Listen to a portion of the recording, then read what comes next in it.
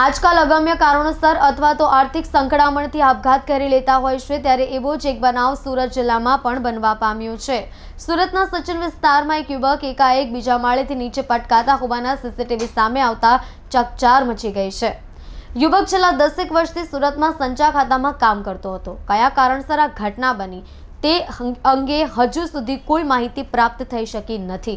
કલંગપુર વિસ્તારમાં ભૂપેન્દ્ર નામનો યુવક મોતને ભેટ્યો છે। મોડી રાત્રે 1 વાગે બીજા માળેથી નીચે પટકાયો હોવાના સીસીટીવી સામે આવ્યા છે।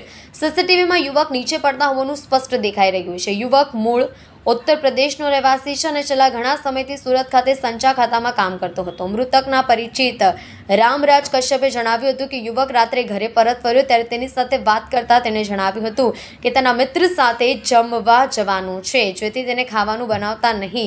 આટલી વાત થઈ અને બંને ભાઈ સાથે રહે છે। ત્યારબાદ શું થયું તેની કોઈ વધારે વિગત મળી નથી।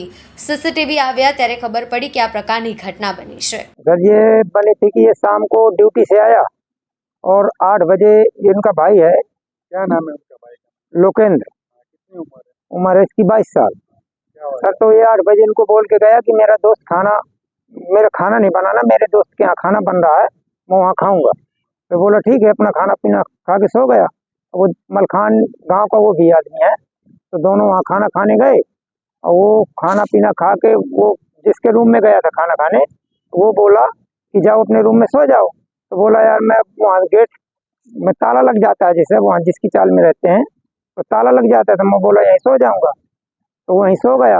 अब रात को वो अपने रूम में सो गए जिसके साथ में खाना खाया। वो बोला रात में कि जाओ, पता नहीं 1 बजे रात में वहाँ सीसीटीवी कैमरा में दिखा रहा है कि 1 बजे रात में गिरा। हम जब सुबह 6 बजे पता चला हमको कि वो नीचे पड़ा है,